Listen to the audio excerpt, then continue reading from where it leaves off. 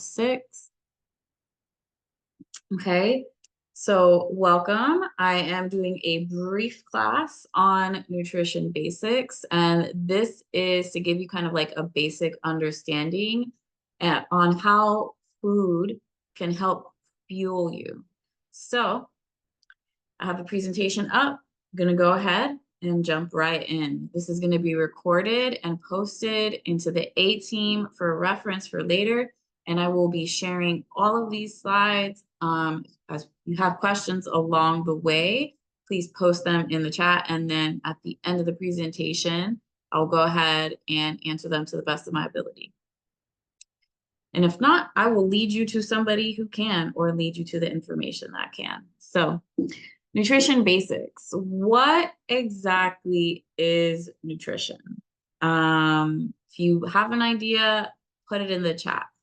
There were two definitions that I actually came across.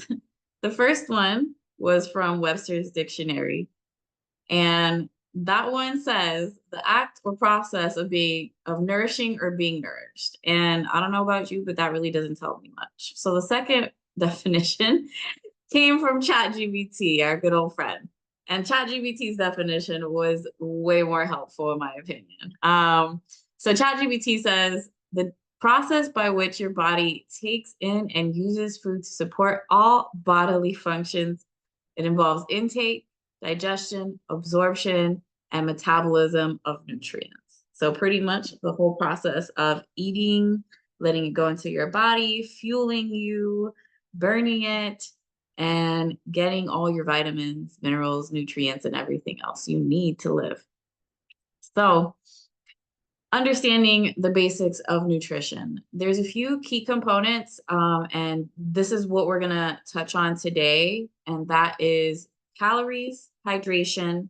We're gonna emphasize more on macronutrients because there's a lot of like misunderstandings about that. You might have heard the word macros thrown around, so we're gonna kind of cover that a little more. Micronutrients and what those are, and then balancing all these and kind of why it's important in your own fitness journey and life journey. There's a few myths also that come on about nutrition. So I listed 3 myths here that I found. And one myth is nutrition is just about calories. The reality is nutrition is about the quality of calories. The quality of calories comes in with the macro and micronutrients. The second myth is eating healthy meals and eating healthy means cutting out all bad foods. The reality is good nutrition is really about balance and not about strict deprivation. And that being because then that can really create an unhealthy relationship with food. Then the third myth is you need to eat less to lose weight.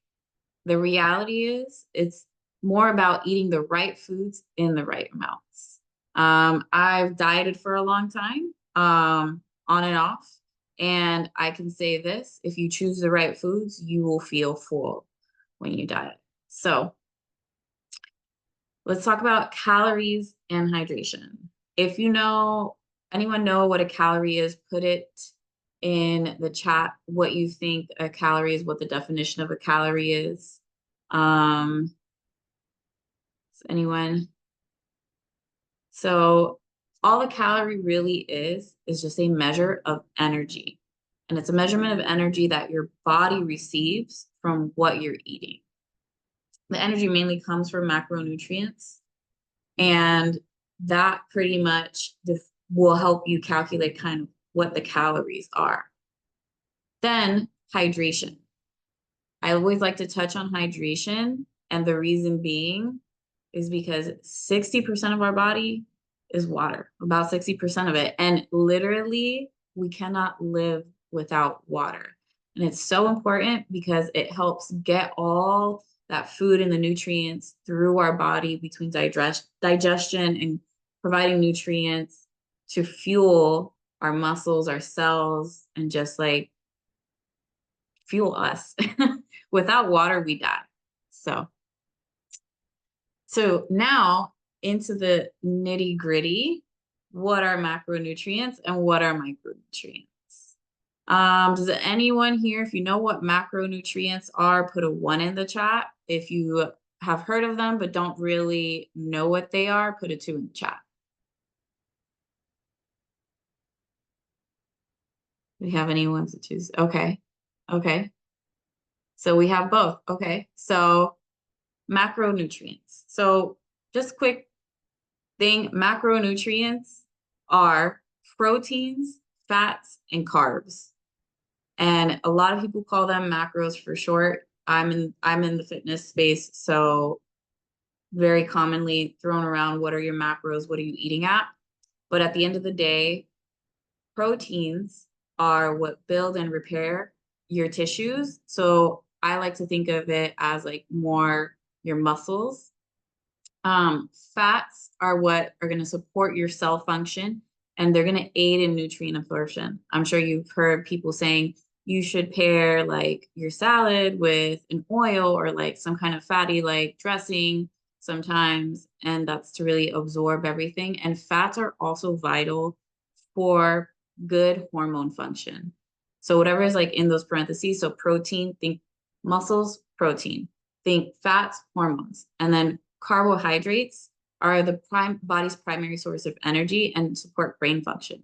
More so, it's our body's preferred energy source, because we know people will do things like keto diet and all that, but really our body likes carbs to use as energy. So I like to think of carbohydrates as our fuel, our main fuel source. So a lot of athletes tend to eat a lot of carbs because they are working at a higher level of performance. And then if you've ever like deprived yourself of carbs, you're gonna notice like you're tired, you have brain fog, and it takes you a while to get used to like eating less and less carbs. So I hope that makes sense. So macros are just those 3 main things, and I will touch on a 4th macro. It's not really a macro, but it's worth the mention because it's kind of like a different process in our body. But that'll be in the next slide. So now, what are micronutrients? So micronutrients are vitamins and minerals. Think of like vitamin A, B12, think of magnesium, think of potassium, sodium as like your minerals. So vitamins and minerals are your micronutrients, and they're needed for overall health and body function. And I want you to think of it in terms of like, whenever you get sick, everyone's like, oh, you need to take your vitamins. Oh, you need to eat some more oranges. Why are you going to eat more citrus? Because it has more of certain vitamins. Different foods will have different vitamins in them. And really, we need specific like values of that to keep us running, to keep us healthy, to prevent us from getting sick, and to keep us, living life. So the macros, or these vitamins and minerals, are pretty much found in most whole foods, or they're enriched in foods. And this is because a lot of people back in the day didn't get enough essential nutrients and vitamins. So they used to enrich, like if you ever look at pasta as a good example, it'll say enriched flour or something like that.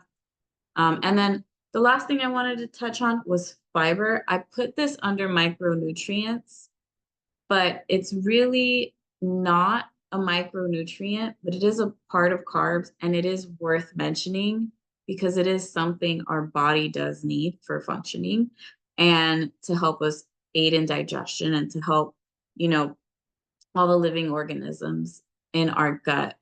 So our gut bacteria. So fiber is very much worth mentioning when it comes to nutrition. It's just classified under something else. Okay, so what does that all mean? So I made a macro cheat sheet. This was a resource I made a few years back, actually.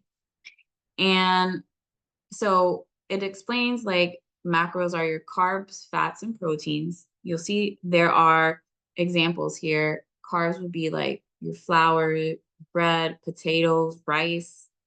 And for every 1 gram of carbs, that is 4 calories, okay? So if you have 10 grams of carbohydrates, that's 40 calories.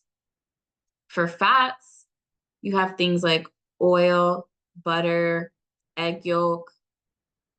And for every 1 gram of fat, that equals 9 calories. Okay, so that's the energy conversion that's happening there per gram of fat, carbs, or protein. Protein, which is your meat, and it's in tofu, it can be in beans, because a lot of foods are made up of multiple macronutrients.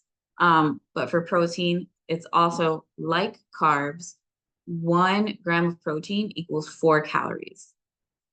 Then the fourth macronutrient that I always think worth mentioning is alcohol. And alcohol is, for every 1 gram of alcohol, it's 7 calories. Okay. And I like to mention alcohol because a lot of people in modern day will drink and they'll be like, well, I don't know how to count this into my like or like in my bucket of what I can eat. And I'm like, you can still drink and you can still, one of my friends, he used to say, you could still get lit and be fit. So I always think it's worth the mention because a life well lived is not, always kosher. um, so with that said, another thing I kind of want you guys to understand about macros and about calories is, have any of you ever heard the phrase, not all calories are created equal? Put a 1 in the chat if you have, put a 2 in the chat if you haven't. Like, a calorie, not every calorie is a calorie. Okay. Okay. So you have heard of that. So the reason that is because when we eat something, right, like 0 calorie foods, there are some 0 calorie foods, but they're really not 0 calories. But why they say that is because when you eat something, your body has to use the energy to process it. Okay. So, like, you still have to burn some calories to go through the digestion process and for all those functions to happen. So, there's a little breakdown here on this macro cheat sheet that tells you, okay, for carbs, your body maybe only uses 5 to 15% of the energy it's getting from those carbs to digest it. So let's say you eat 100 calories worth of carbs, but your body's like, it's pretty easy to digest. So maybe only 5% of that your body is using of the energy you ate to digest it. So that means 95 calories is really what you ate and what you have as energy. Um, Same thing with fats. Fats are very low on that digestion, on that energy usage when you eat it. So if you eat like a tablespoon of oil that's like 50 calories, maybe like 1% of that your body is using to digest it and to burn. And then with proteins, this is why I always like to hone in on proteins. When you eat protein, 20% of that, your body needs to use 20% of that energy that you got from eating that piece of protein, from that piece of meat, that piece of chicken, whatever it is, that piece of fish, to digest it and to use it in your body to make it usable. And I also mentioned here fiber. Fiber is carbs. So those ones that have fiber in them or have a few grams of fiber, your body digests that more like protein. So when people tell you eat more fibery foods to feel more full, it's because the digestion process takes more energy and it's a little slower. So that's why when you eat like a big bowl of veggies or like a lot of like meat, you feel full really fast. And so this is known as the thermogenic effect of food, TEF. Okay. Um, and then our bonus macro here, alcohol. Where the slippery slope with alcohol comes in when you are trying to get fit is alcohol is a poison to our body. So your body, you get drunk, you want to go eat a snack. Your body's not going to prioritize those snacks that you ate and digesting them. It's going to prioritize the alcohol because it's like, this is a poison. We want to get this out of our system first. So just know that when you are drinking, like that's going to be your body's priority, is to get the alcohol out of your system. And yes, you're going to consume calories, and yes, it's going to take calories or energy, or it's going to take some of that energy to detox that alcohol out of your system. And that's about it, 17 to 20%. Again, this is probably my favorite little cheat sheet I put together, and it's really brief understanding. So if you have questions on it, put them in the chat and I'll make sure I answer them at the end. And also some of this stuff, there might be a little more specific now because this was a cheat sheet I probably made, I don't know, over 5 years ago, when I started working in fitness and taking on clients. So, some of this information might be tweaked a little bit, but for the most part, I will say this has been pretty stable and pretty consistent in the books I've read and in articles I've read online. Okay, so I know I touched a little bit on this, but why does this matter for your goals? Well, number one, it's going to affect your energy levels. It's going to affect how much muscle you put on or how much weight you lose. It's going to help you stay healthy and preventing illnesses by being more cognizant of the vitamins and minerals you need.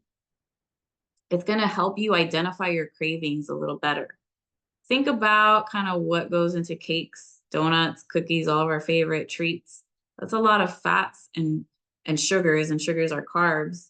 So maybe you might just actually need to be eating more of the better stuff. But hey, if you're still craving that donut, that cookie, whatever, because you love the sweets, sometimes it's better to eat that than to overeat everything else before you do that. Then you can tailor your diet to your needs. By understanding what you need, you can tailor that for you specifically, because everyone is so, so, so different. I can't stress that enough. Everyone starts their metabolism at a different place. You can build it, or you can adapt it so low that it's hard for you to lose weight. And that's typically what happens when people yo-yo diet. And then by creating awareness, it matters because it's going to empower you to just like think a little bit more when you go to the grocery store, when you go food shopping, when you go out to eat. Okay. Is everyone still following along? Put a 1 in the chat if you are, put a 2 in the chat if you are completely lost. 1. Okay. Got some? Okay. Okay. So typically, what do I suggest for my clients? And it wouldn't be right of me to just give you guys this information and kind of like not tell you what to use. Typically, just like based on, what I explained about TEF. Sorry. I always suggest to eat your protein first. Eat your protein first.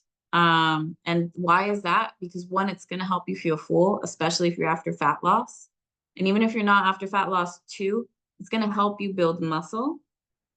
And the muscle's and even if you are, one, if you're not after fat loss and you want to build muscle and get bigger, it's going to help with that.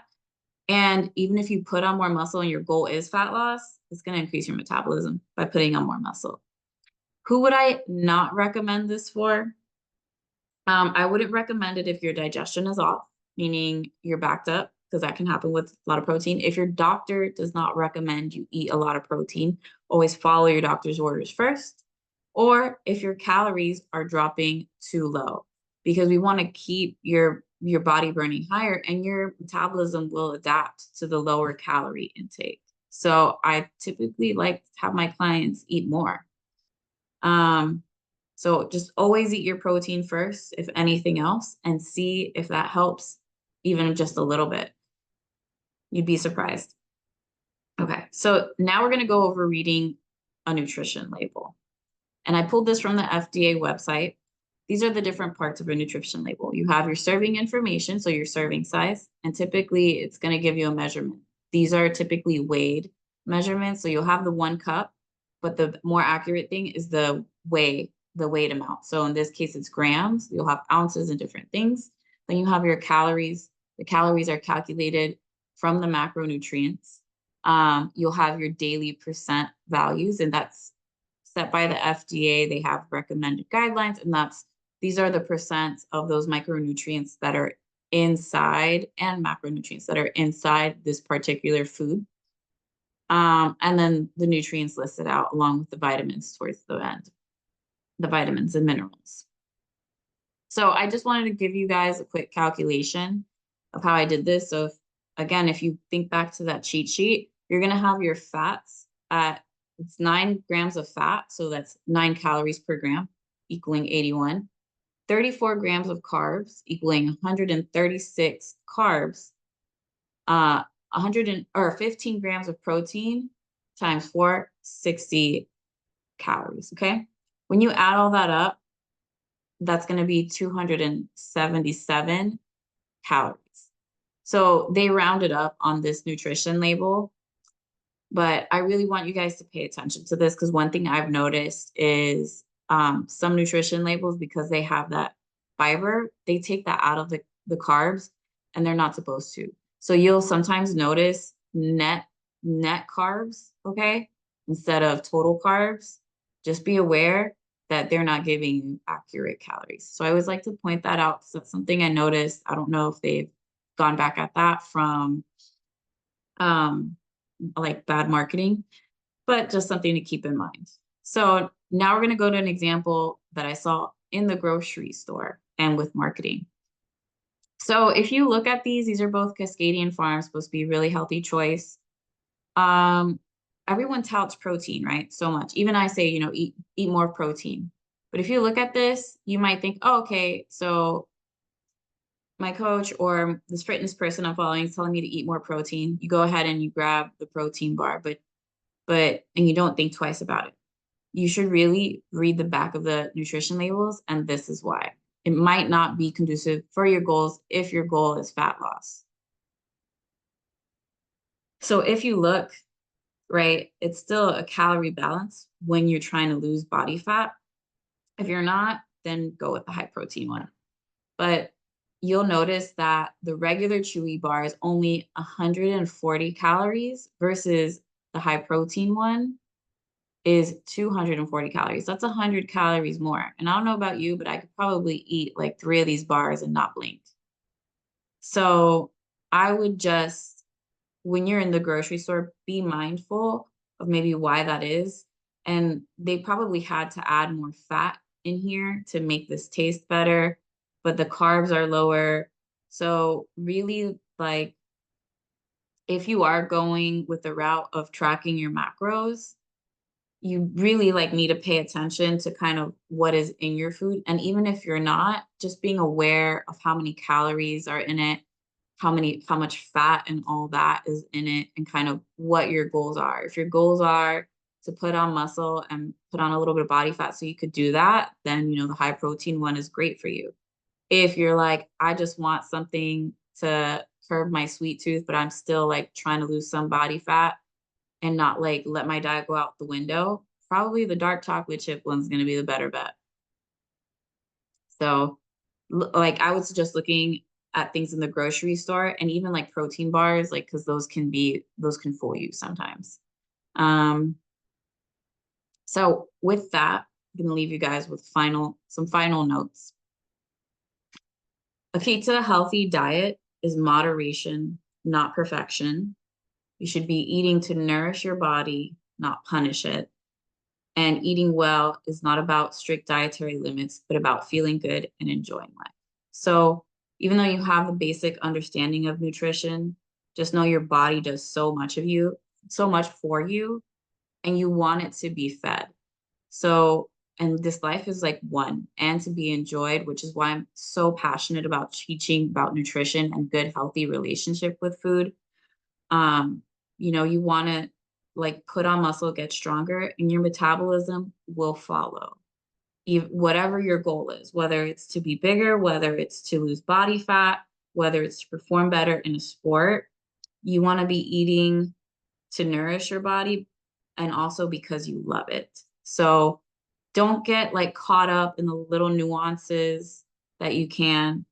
If you ever need help, have a coach there to like say, okay, yes, if you have a specific goal, know that it's for temporary time, but don't punish yourself if you're not perfect, okay? Just make yourself more aware and really like reflect on where you want to be, where you want to go, and enjoy the journey along the way, because if you don't, and if you're doing it to punish yourself, it's not something that's going to last. You want to make fitness and nutrition and a good, healthy lifestyle last for your lifetime, not a limited time. So if you guys have any questions, I'm going to open that up now. Is there anything else you all wanted me to touch on? And I'm also going to stop the recording. So whoever is watching this recording in the group, just leave your questions below and I will answer them as soon as I can. Do you guys have any